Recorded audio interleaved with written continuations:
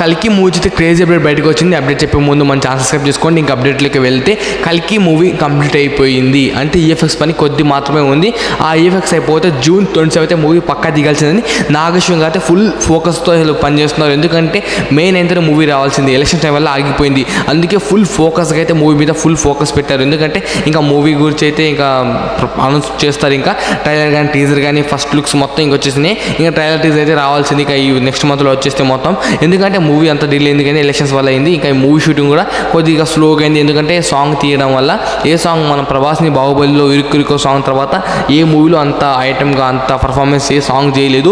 ఇప్పుడైతే కలికి మూవీతో ఒక రేంజ్లో ఉండబోతున్న సాంగ్ అయితే ఆ సాంగ్లో అయితే పెద్ద యాక్టర్తో తీయబోతున్నారు. సాంగ్ మధ్యలో చూసే ఉంటాం మనం మంచుకొండల్లో ఆ సీన్స్ కానీ ఆ ఫైట్స్ కానీ అసలు ఏకదమ్ ఉండబోతుంది సినిమా అయితే. ఈ సినిమా ఎలా ఉండబోతున్నా అసలు ఫుల్ ఎక్స్పెక్టెడ్గా ఉన్నారు. ఆయన కమల్ హాసన్ గారి యాక్టింగ్ కానీ మొన్న మన అమితాబ్ బచ్చన్ గారి ఇక్కడ చుక్క వచ్చింది అశ్వత్థాముడు నేను పూర్వంలో ఉన్నాను మొత్తం అసలు మూవీ అయితే ఏం అర్థం కావట్లేదు. 1990s అంటారు కొంతమంది, మన ముందు తరాలు జరిగిపోయేది అంటారు. అసలు మూవీ ఎలా ఉండదు ఎవ్వరికి తెలియదు.